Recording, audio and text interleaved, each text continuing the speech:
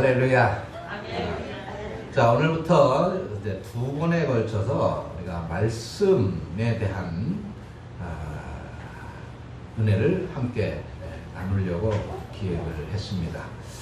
우리가 늘 예배의 가장 중요한 부분이니 말씀을 읽고 듣는 이 귀한 시간이 있는데, 우리가 왜 말씀을 이렇게 가까이 해야 되는지, 그리고 말씀을 가까이 하고 사랑하면 또 어떤 일이 일어나는지, 그리고 왜 하나님은 우리에게 이 말씀을 주셨는지 등등을 함께 한번 생각해 보려고 합니다. 그래서 두 번에 걸쳐서 말씀을 나누겠는데, 오늘은 말씀을 듣는 사람이라는 제목을 가지고 함께 은혜를 나누어보고, 그리고 다음에는 말씀을 사랑하는 사람이라고 하는 제목을 가지고 함께 은혜를 나누어 보겠습니다. 자, 어느 그 처녀 총각이 눈이 맞았어요. 그래서 서로 깊이 사랑했습니다. 그런데 이 처녀 총각이 직장 관계 때문에 늘 멀리 떨어져 있었어요. 자주 만날 수가 없습니다. 그래서 총각은 이 사랑하는 처녀에게 사랑의 편지를 보내기 시작을 했어요. 무려 약 한 500통의 편지를 보냈습니다. 몇 통을 보냈다고요? 500통. 500통. 많이 보냈죠. 저도 군대에 있을 때 우리 사모님한테 3년 동안 매일같이 편지를 한 10통 보냈나요? 참 몇 편지를 많이 보내는 것이 쉽지는 않은데 편지를 500통이나 보냈습니다. 그리고 드디어 이 처녀가 이제 결혼을 하게 됩니다. 누구하고 결혼했을까요?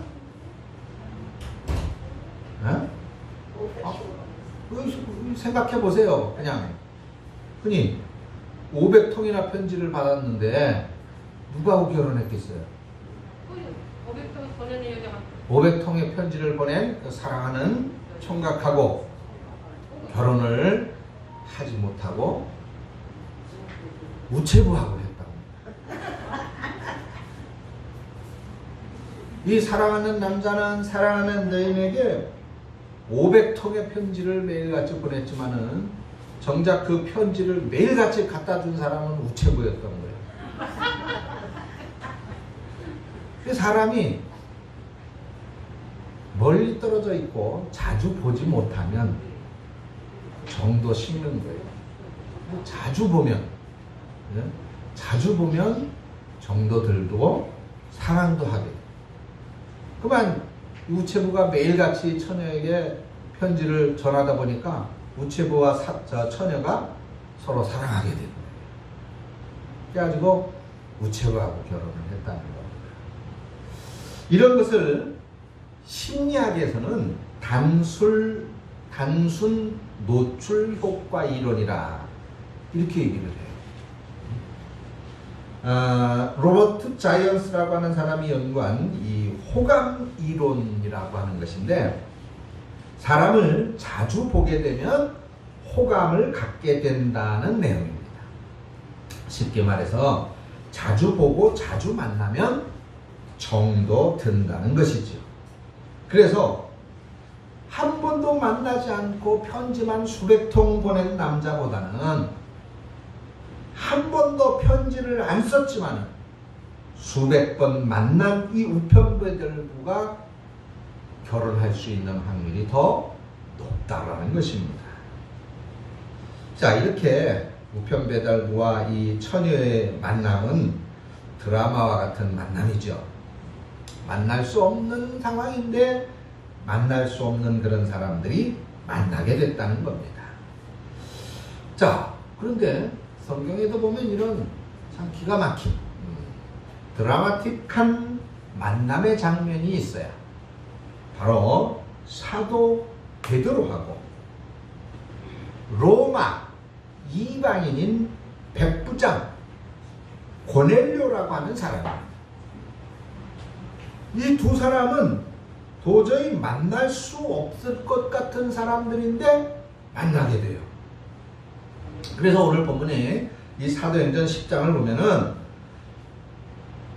전혀 다른 이 두 사람 간에 공통점이 있는가 찾아보니까 거기에 우리가 인정할 만한 그런 공통점이 발견되어지고, 그리고 차이점이 확연하게 또한 발견되어지는 걸 볼 수가 있습니다. 그럼 공통점이 있는가? 공통점은 무엇이고 이 고넬료와 베드로 사도 간의 차이점은 무엇일까? 이걸 살펴보니까 먼저 차이점은, 자, 우리가 잘 아는 대로 베드로는 유대인이에요. 유대인. 그리고 고넬료는 아까 말씀드린 것처럼 로마 사람이다 말이죠. 이방인입니다. 그러니까 완전히 다른 거예요. 둘째로 베드로는 로마의 지배를 받고 있는 식민지의 사람입니다. 옛날 우리나라 일본이 지배할 때 우리나라 사람 얼마나 많은 차별을 받았습니까? 그런 식민지인이에요. 그리고 고넬료는 그 유대를 지배하는, 이스라엘을 정복하고 지배하는 그런 사람입니다. 그리고 세 번째로는 베드로는 그냥 아무 힘이 없는 그냥 일반 서민이에요. 우리들처럼 아무런 힘이 없는 서민입니다. 그런데 고넬료는 그 당시 정복한 국가에 식민지에 파견되어져 있는 군인, 그것도 장교였었어요. 그러니 그가 그 이스라엘에서 갖고 있는 권한, 힘, 권세라고 하는 것은 얼마나 대단했겠습니까? 그리고 네 번째로, 자, 지금 베드로는 욥바라고 하는 지역에 있고, 그리고 고넬료는 가이사랴라고 하는 곳에 있어요. 그러면 이 욥바라고 하는 곳과 가이사랴라고 하는 곳이 얼마 정도 거리가 떨어져 있느냐? 약 60km 정도의 거리가 떨어져 있습니다. 그러면 우리가 생각할 때 여기서 우리가 한 안양 정도? 안양. 여기서 용인 저쪽 끄트머리 쪽? 그렇게 생각해 볼 수 있는데, 지금이, 그러면 차로 한 1시간이면 가겠지. 그렇죠? 옛날에는 어떻게 갔어요? 거기 가려면 걸어서 가야지. 걸어서. 걸어서 거기까지 가려면 하루 종일 가야 돼. 하루 종일. 그렇게 멀리 떨어져 있는 그런 곳에 있었던 사람들입니다. 이건 거의 이런 문제들로 인해서 만날래야 만날 수가 없을 것 같은 그런 사람들이에요. 그런데 이 사람들이 만났단 말이죠. 자, 그러면 우리는 이 두 사람의 만남을 통해서 오늘 우리에게 주시는 교훈을 한번, 우리에게 주시는 말씀을 듣고자 하는데, 자, 먼저 이제 고넬료를 한번 생각을 해 보십시다. 고넬료는 어떤 사람인가? 오늘 말씀 10장 1절 2절에 보니까 가이사랴에 고넬료라 하는 사람이 있는데 이달리아 부대라 하는 군대의 백부장이더라. 그런데 그 사람이 경건해서, 이 경건했다라고 하는 것은 믿음을 가졌다는 얘기입니다. 믿음을, 우리와 같은 믿음을 가졌다. 그래서 온 집안과 더불어서 온 식구들이 다 하나님을 경외하고, 그리고 백성을 많이 구제하고 하나님께 항상 기도했다. 이렇게 기록되어져 있어요.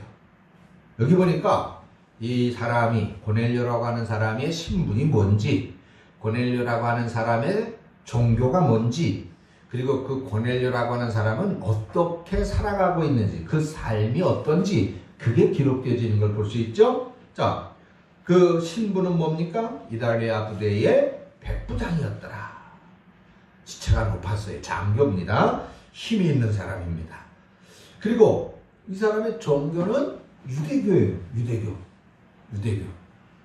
지금 이스라엘 사람들, 현재 이스라엘 사람들이 믿고 있는 종교. 그 당시에 모든 이스라엘 사람들이 믿고 있었던 종교입니다. 유대교. 근데 지금 이 종교는 로마인인 이 고넬료의 조국, 로마의 종교가 아니에요.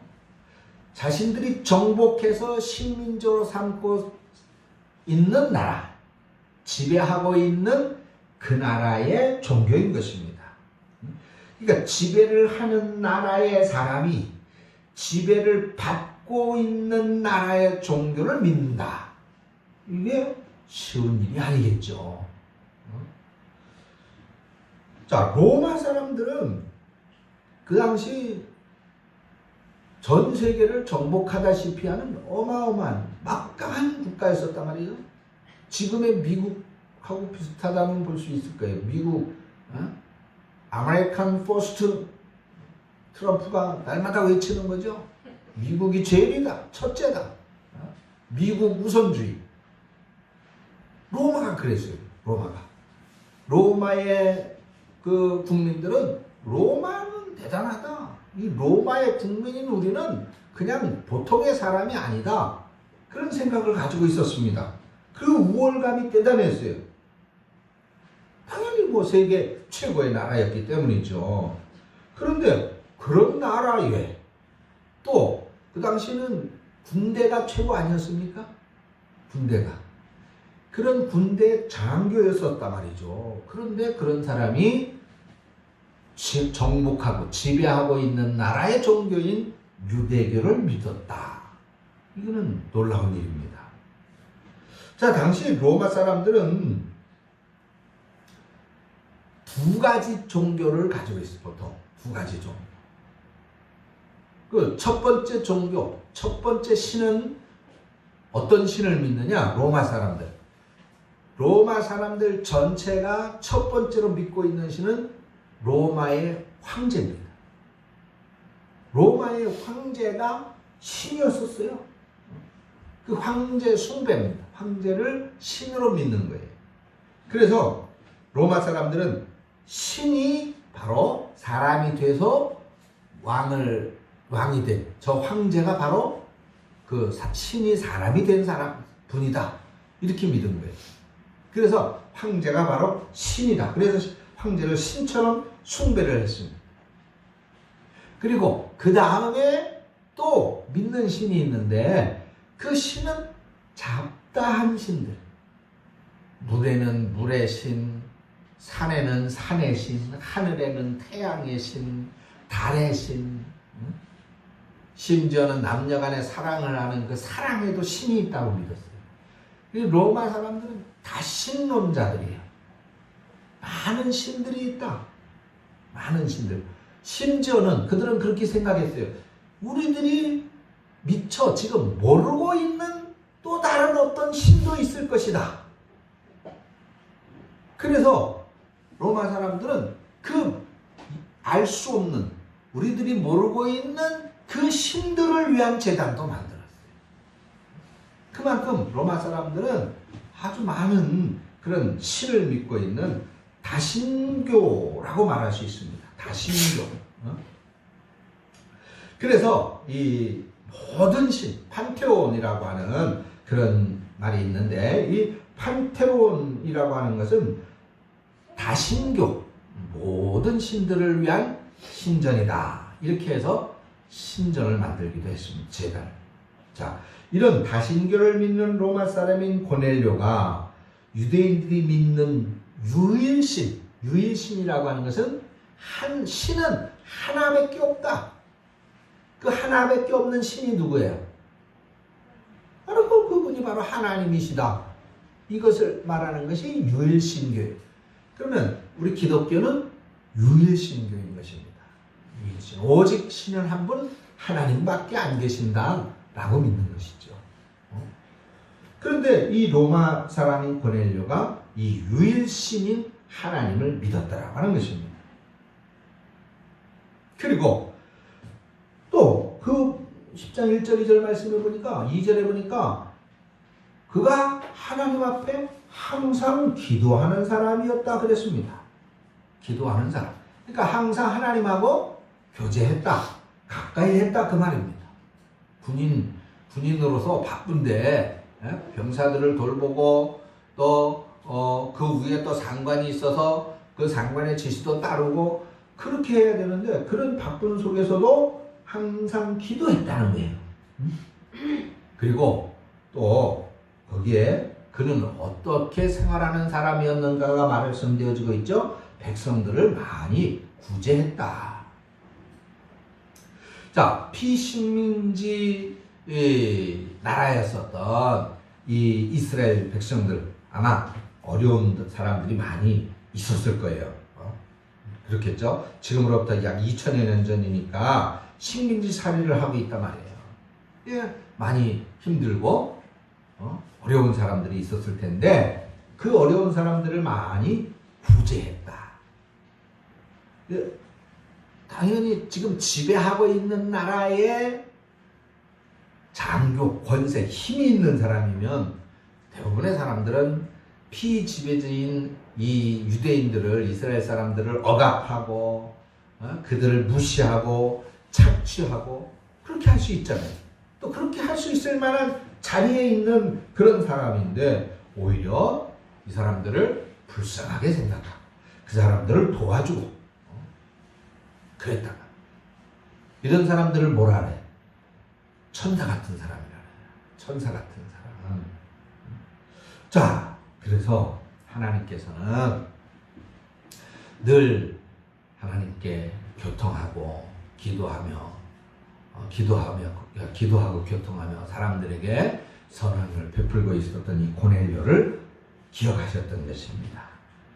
그래서 이 고넬료가 어느 날 기도하는 중에 환상을 봐요. 환상을 기도하는 중에 천사가 두 가지를 말해요. 먼저는 내 기도가 그리고 네가 선행을 베푸는 그 구제가 하나님 앞에 상달되어졌다. 그래서 하나님께서 보셨다 말이죠. 네 기도하는 것을 보셨고 네가 구제해서 선한 일들을 하는 것을 보셨다.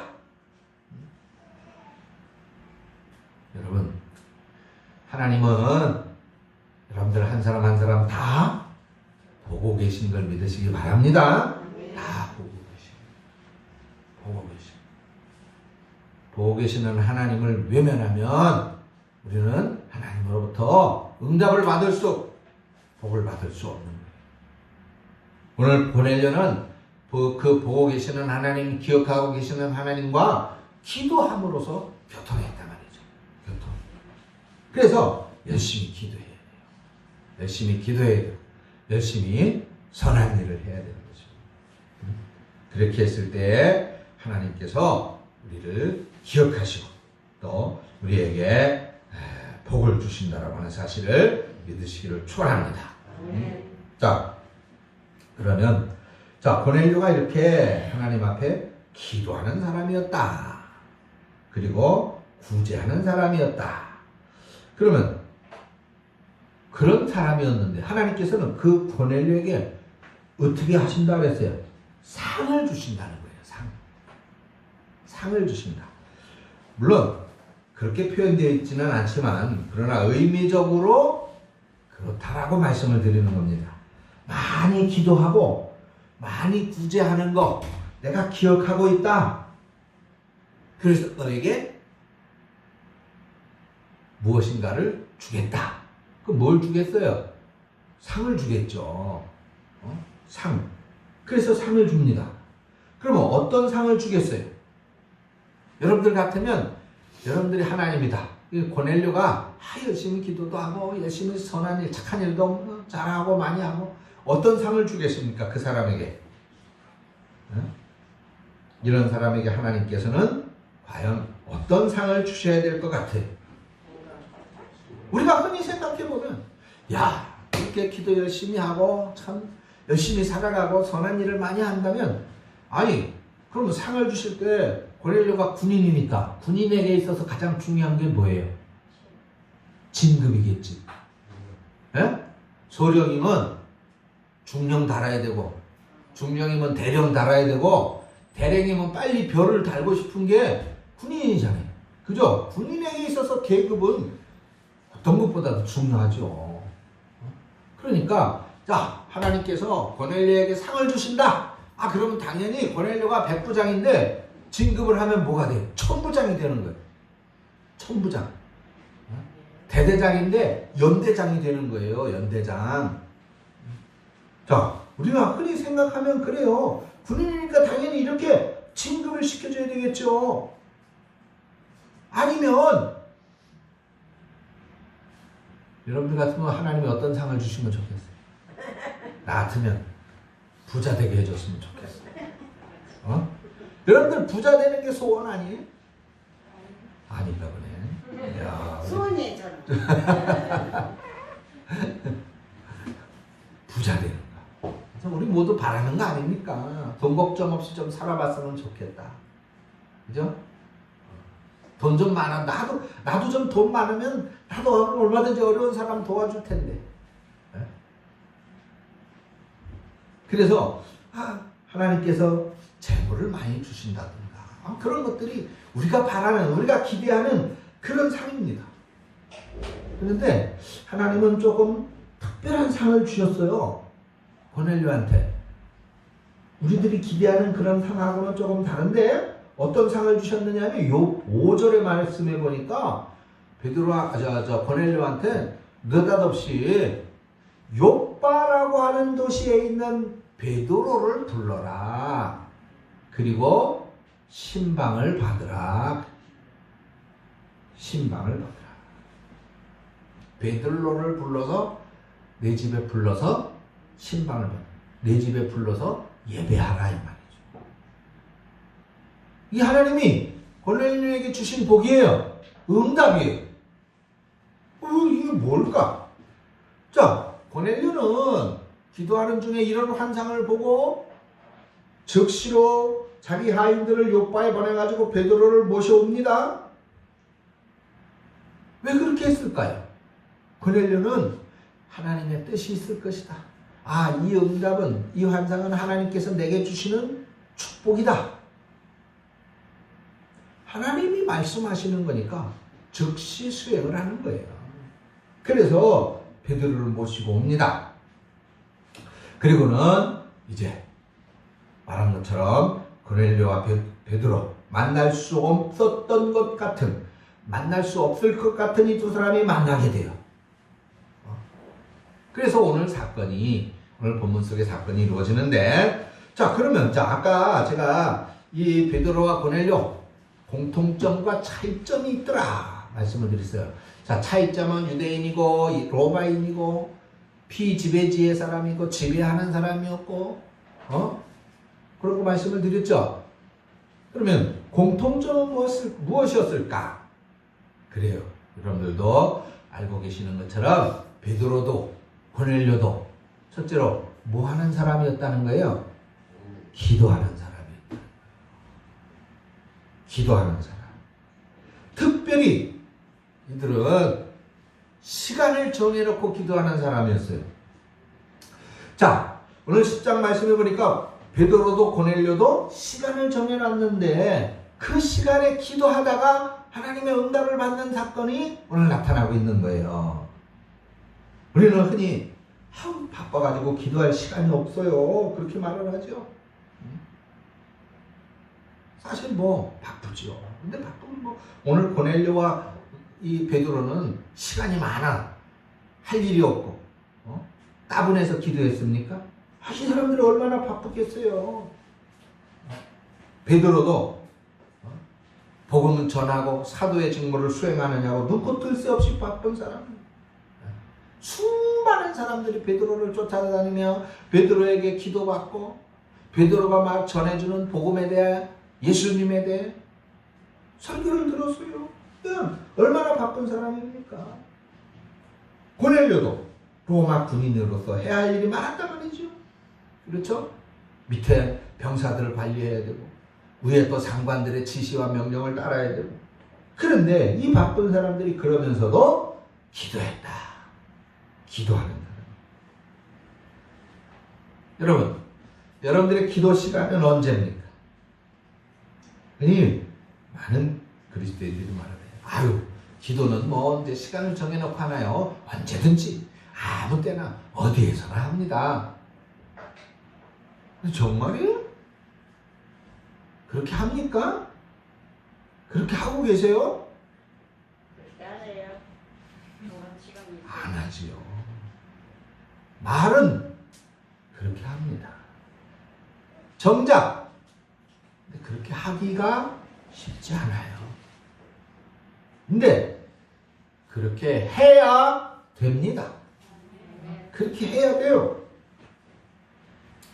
우리가 어느 시간이든 하나님은 정해진 시간에 나타나는 것은 아닙니다. 어느 시간에 정해진 그 시간에 하나님 우리의 기도를 들으시는 것은 아니에요. 그래서 언제든 어디에서든 우리가 얼마든지 기도할 수 있습니다. 그렇게 해야 돼요. 그런데 정작 그게 쉽지 않아요. 그러면 어떻게 해야 되느냐? 시간을 정해놓는 것도 중요한 방법이에요. 장소를 정해놓는 것도 중요한 방법이에요. 내가 기도하는 자리는 여기다. 내가 기도하는 시간은 몇 시? 그걸 정하는 이유는 하나님과 교통하며 기도하는 그 시간에 대한, 그 기도에 대한 우리들의 믿음이 흐트러지지 않기 위해서. 그래서 정하는 거예요. 자, 그래서 하나님을 만나게 됩니다. 자, 하나님께서 고넬료에게 찾아가고 베드로에게 찾아가는데 바로 이들이 시간을 정해놓고 기도하는 그 시간에 찾아가셨습니다. 그 시간을 통해서 하나님의 음성을 듣게 되었던 것이죠. 이제 우리도 말로만 언제든 어디서든 기도한다 그렇게 하지 마시고 시간을 정해서, 즉 기도를 중요하게 여기고 소홀히 하지 않기 위해서, 그리고 집중하기 위해서, 그리고 더 열심히 하기 위해서 시간을 정해 기도하는 그런 삶을 우리는 살아가야 될 줄로 믿습니다. 그런 삶을 살 때에 하나님의 음성을, 하나님의 지시하심을 들을 수 있게 되고 우리의 능력, 우리의 삶을 능력 있는 삶으로 살아갈 수 있게 되는 거예요. 두 번째로는 이들이 그런 기도하는 시간이 공통점이었다. 두 번째는 뭐예요? 베드로도 그렇고 고넬료도 그렇고 환상을 봤다는 거예요. 그래서 이 사람들이 환상을 보는 사람들이었구나. 자, 고넬료가 본 환상 앞에 말씀을 드렸어요. 내 기도와 구제가 하나님께 상달되었다. 욥바에 있는 베드로를 데려다가 신방을 해라. 그래서 고넬료는 사람들을 욥바에 보냈습니다. 그 다음날 욥바에 도착을 했어요. 그리고는 베드로를 찾아갑니다. 때가 낮 12시쯤 됐어요. 그런데 이 시간에 베드로도 기도하는 시간이었던 거예요. 그래서 베드로는 그 집 옥상에, 숙소 옥상에 올라가서 기도를, 그것의 기도 장소를 정하고 기도하는 그런 사람이었습니다. 그때 베드로도 기도하다가 환상을 본 거예요. 3번을 연거푸 봤습니다. 3번을 봤다라고 하는 얘기는 이 환상이 확실하다, 분명하다라고 하는 것을 의미하는 것입니다. 그 환상이 뭐냐? 하늘에서 보자기 같은 게 내려오는데 그 속에 별의별 짐승들이 다 들어있는 겁니다. 그런데 그 짐승들을 보니까, 자, 유대교에서는 먹어도 되는 고기가 있고 먹으면 안 되는 고기가 있어요. 먹어도 되는 고기는 정한 깨끗한 고기, 먹으면 안 되는 고기는 부정한 고기. 그래서 그 율법에 보면 하나님께서 부정한 고기 이러한 것들은 먹지 말아라 그렇게 명령해 놓은 것이 있습니다. 뭐 돼지고기라든가 또 뭐 비늘이 없는 생선이라든가 이런 것들은 못 먹게 하신 거예요, 하나님께서. 그래서 유대인들은 지금도 이것을 먹지 않습니다. 율법이 그렇게 정해져 있기 때문에. 그래서 지금까지 먹지 않았는데, 근데 갑자기 그 보자기에 이런 부정한 짐승들, 먹으면 안 되는 짐승들이 보자기에 쌓여서 내려오는 거예요. 그러더니 음성이 그 앞에 있는 짐승들을 먹으라는 겁니다. 그래서 베드로가 아니 안 됩니다. 그럴 수 없습니다. 아니 율법에 있는 대로 나는 지금까지 이 부정한 짐승들을 절대로 먹지 않았습니다. 거절을 합니다. 그런데 똑같은 환상이 또 보여요. 그리고 또 똑같은 말씀입니다. 베드로야, 일어나서 이것들 잡아먹어라. 베드로가 또 대답을 해요. 아유, 그럴 수 없습니다. 나는 지금까지 이런 것들을 율법대로 먹지 않았습니다. 근데 또 똑같은 환상이 세 번째 또 나타납니다. 베드로야, 먹어. 그러니까 베드로가 아유, 못 먹습니다. 율법에 먹지 말라고 그랬잖아요. 거절하는 거예요. 그러니까 거기 세 번째 환상에서 하나님께서 굉장히 중요한 말씀을 합니다. 내가 깨끗하다고 하는 것을 어떻게 네가 깨끗하지 않다고 말하느냐? 라고 하는 거예요. 처음에 베드로는 이게 무슨 뜻인지 몰랐습니다. 그때 성령께서 베드로에게 오셔서 말씀했어요. 베드로야, 이제 누가 너를 찾아올 것인데 의심하지 말고 그 사람을 따라가라. 그래서 가이사랴에 가가지고 이방인이 있는 이 고넬료를 만나게 되는 겁니다. 그 환상은 바로 이방인을 구원하시려는 하나님의 계시였던 것이죠. 이렇게 해서 두 사람이 만나게 됩니다. 자, 이렇게 베드로와 고넬료가 만났어요. 그리고 오늘 본문에 보니까 고넬료의 몇 가지 모습이 우리에게 감동을 주고 있는 것입니다.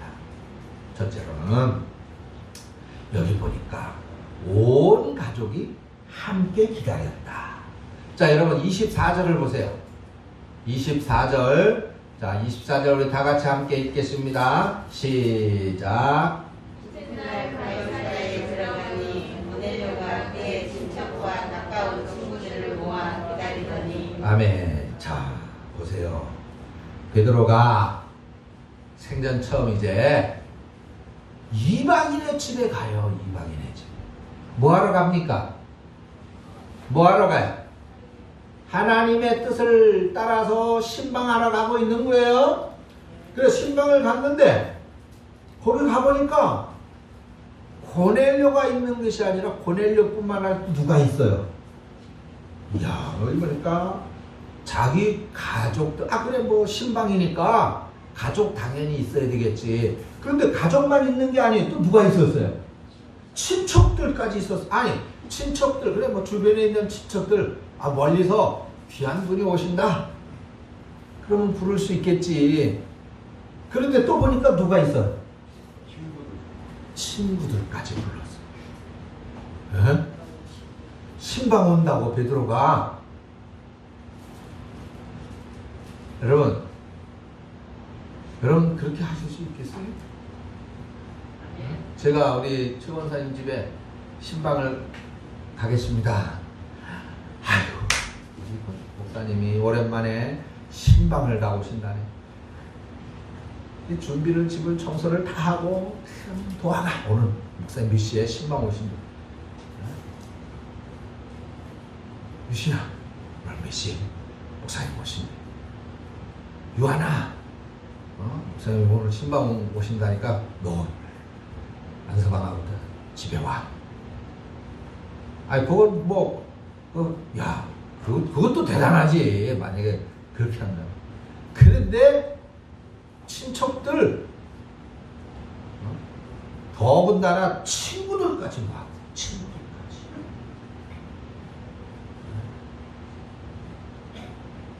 요즘 참 신방 안 하죠. 신방 받기들을 꺼려합니다. 뭐 이 코로나 때문에 뿐만이 아니라 요즘은 이제 전부 직장 생활들 하고 온 가족들이 다 직장 생활을 하고 그래서 많이 바쁘고 그래가지고 신방들을 또 이 젊은 세대들은 남이 자기 집에 이렇게 방문하는 걸 꺼리기 때문에 신방을 이제 잘 안 합니다. 특별히 신방을 요청하기 전에는 잘 또 목회자들도 그래서 잘 안 가죠. 거기 신방을 하더라도 아유 우리 집으로 오지 마시고 몇 시까지 식당으로 오세요. 그죠? 이게 요즘 신방이에요. 근데 사실은 여러분 신방은 하나님의 은혜와 복을 받는 중요한 헌신인 것을 믿으시기 바랍니다. 요즘은 세태가 그렇지만은 우리 성도님들은 언제든지 저에게 신방을 요청하셔서 이 고넬료 가정이 받은 놀라운 은혜를 여러분들의 가정에서도 받으시기를 축원합니다.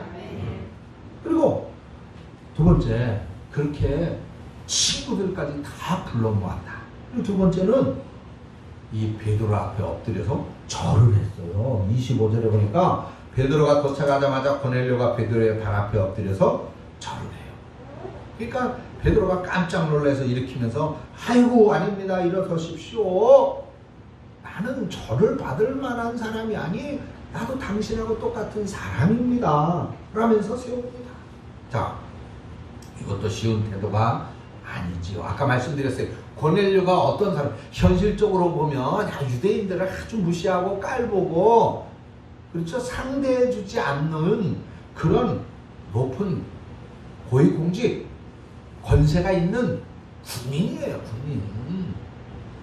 부하들한테 명령을 해서 가라면 가고 오라면 오고 하는 그런 군인입니다. 백부장이에요. 그런데 그런 사람이 이 초라한 베드로 앞에 어떻게 절을 할 수가 있겠어요? 어떻게 엎드릴 수 있었겠습니까?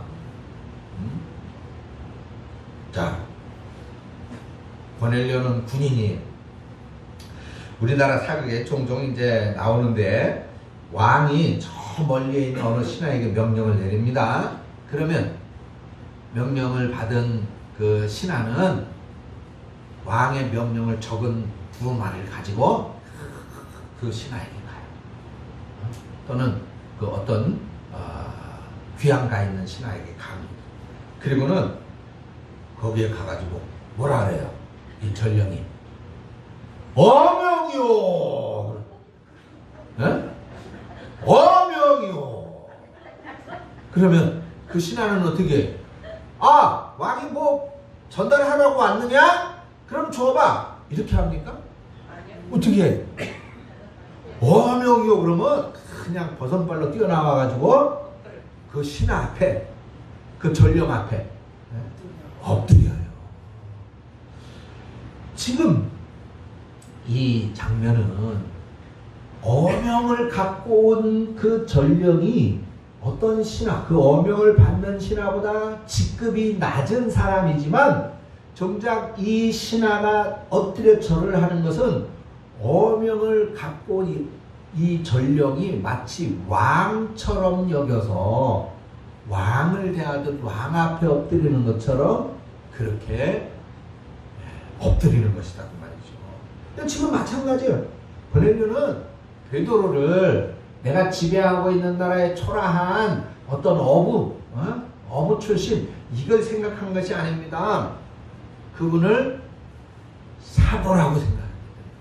하나님의 대리자, 하나님의 종으로 생각하기 때문입니다.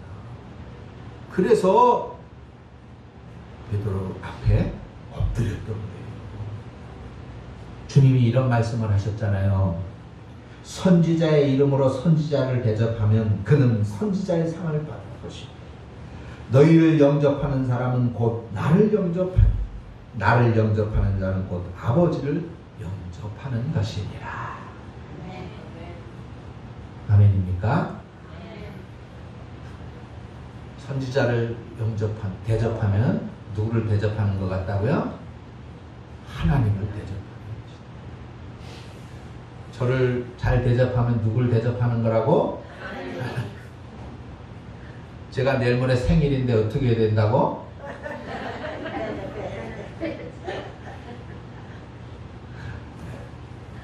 자, 세 번째로, 자, 33절의 말씀이에요.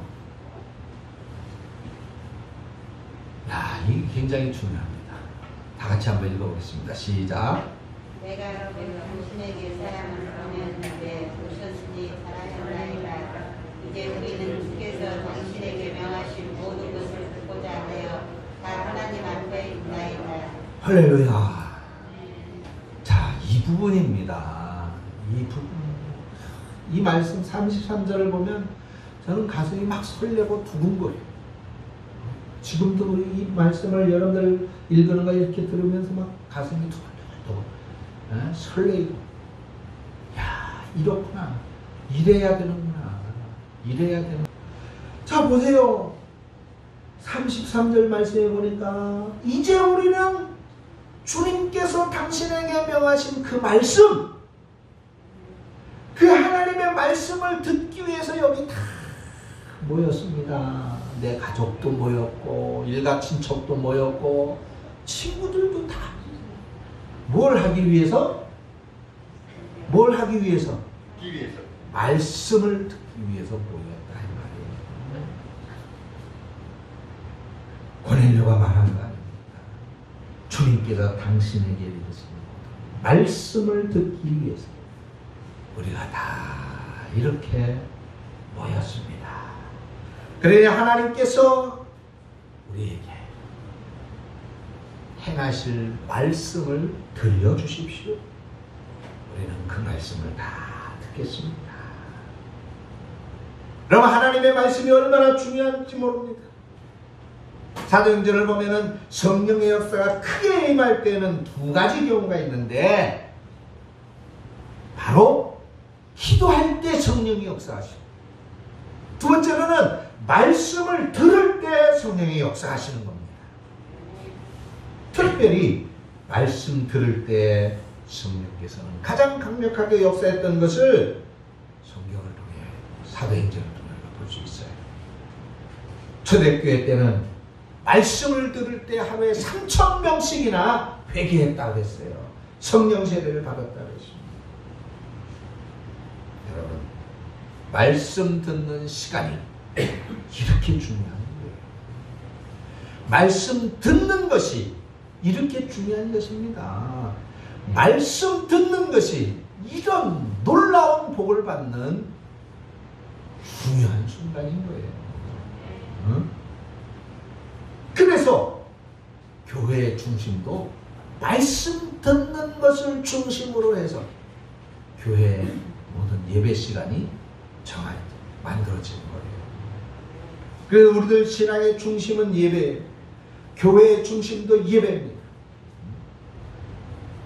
이 예배 시간에 말씀 듣는 그 시간을 절대로 우리는 그냥 보내서는 안 돼요. 이 시간에 우리가 집중을 하고 하나님의 말씀을 들을 때에 우리의 신앙생활이, 우리의 삶이 풍성해지고 복을 받게 될 줄로 믿습니다. 사도행전 4장 4절을 보니까 말씀을 듣는 사람 중에 믿는 자가 많으니 남자의 수가 5천이나 되었다 그랬어요.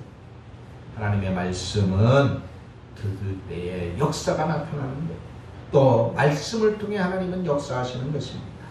그러니까 말씀을 가까이 해야 됩니다. 우리 기독교 역사가 언제 쇠퇴했어요? 말씀이 줄었을 때입니다. 중세를 보세요. 설교는 사라지고 이런 예식 저런 예식들이 예배 시간을 차지하게 됐어요. 사자들이 예배 시간에 설교가 아닌 설교를 했습니다. 성경을 라틴어로 읽고, 그래서 사람들이 알아듣지 못하게 했습니다. 강론도 짧게 했습니다. 몇 마디만 하고 마칩니다. 그래서 종교개혁가들은 설교 시간을 예배 시간의 50%로 절반으로 배정할 것을 주장했습니다. 그래서 우리 개혁교회는 말씀 중심의 교회가 된 것입니다. 많은 사람들이 예를 해, 목사님 설교 좀 짧게 할 수 없습니까? 짧아야 은혜가 됩니다. 이건 중세 시대로 돌아가자는 얘기예요. 예배 때 말씀을 하지 말고 다른 것들을. 과거 우리나라에 열린 예배 그래가지고, 야, 이게 뭐 좀 더 다른 그런 하나님을 경배하는 그런 모습이다. 시대에 맞는 새로운 예배의 형식이다. 그래가지고 뭐 대형 교회들이 열린 예배 그래가지고 열린 예배라는 것을 했어요. 그래서 막 한국 교회를 휩쓸었잖아요. 예배의 말씀이 없어졌어요. 무슨 드라마를 하고 뮤지컬을 하고 예배 시간에 설교는 하지 않고 하나님의 말씀은 온데간데 없어져. 그런 것들로 했어요. 그게 열린 예배래. 열린 예배. 결과는 어떻게 됐어요? 한국 교회가 망해가고 있잖아요. 망해가고 있어. 한국 교회가. 하나님의 말씀이 없는 예배가 어떻게 예배입니까? 하나님의 말씀이 없는 교회가 어떻게 교회예요?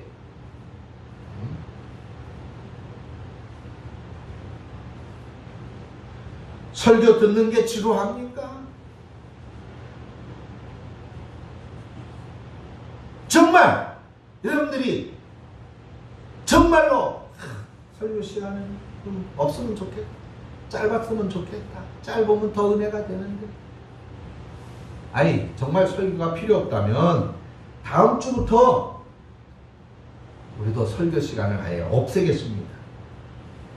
찬송 한 장 부르고 각자 기도하고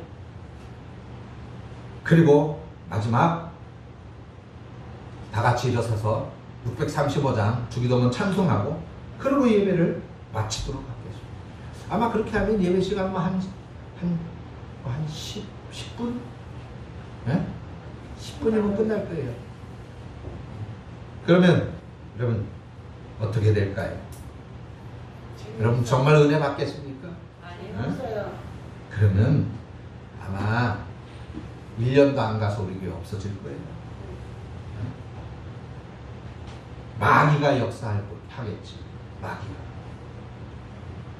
자, 오늘 사도행전 10장에 44절 45절 우리 한번 보겠습니다.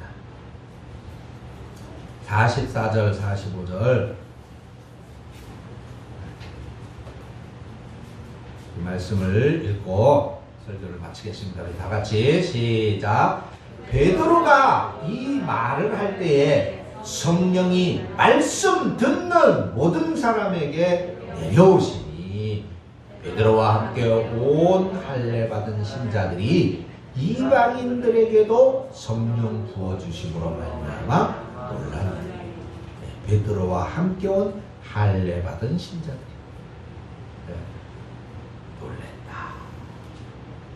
그럼 고넬료가 베드로가 전하는 하나님의 말씀을 들을 때 성령이 임하셨습니다. 그래서 고넬료와 온 가족들, 친척들, 친구들까지 다 세례를 받았습니다. 여러분, 우리는 언제나 말씀을 들어야 돼요. 설교 시간이 긴 것이 지루한 것이 아니라 복 받는 시간이에요. 긴 만큼 길게 많이 복을 받는 거예요. 나만 아니라 내 자녀도, 내 부모도, 내 친구도, 내 이웃도 함께 와서 말씀을 들어야 됩니다. 그래야 하나님이 기뻐하시는 것이죠. 그래야 성령이 우리 가운데 역사하시고 우리의 삶에 능력이 있어지게 되고 승리하는 삶이 되고 복을 받는 삶이 되어지는 것이 우리 사랑하는 성도 여러분, 말씀을 들어 복받는 성도들 되시기를 축원합니다. 기도하겠습니다. 하나님 아버지 은혜를 감사합니다. 오늘도 오랜 시간 말씀을 들었습니다.